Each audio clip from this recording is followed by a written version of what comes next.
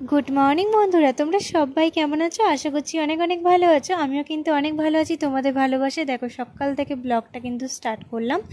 তো আমি ফার্স্টে একটু চা করছিলাম। এখানে বিস্কুট নিয়ে নিয়েছি, চা বিস্কুট খাবো, আর পাউরুটি নিয়েছি। ওটা হচ্ছে শিখে বাটার দিয়ে জাস্ট টিফিনটা হবে আমাদের।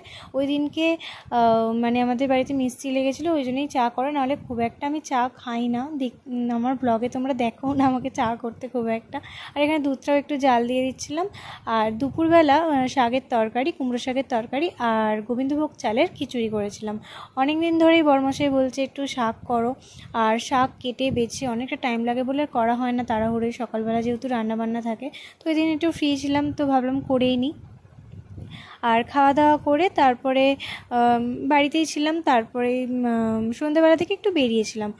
তো সাঁকরাইল গঙ্গাধারে গিয়েছিলাম, গিয়ে দেখলাম তো প্রচণ্ড ভিড়, প্রচণ্ড ভিড়। ওখানে তো বসার জায়গাই পেলাম না, ঠিকমতো আমরা দাঁড়াইও নি ওই জন্য।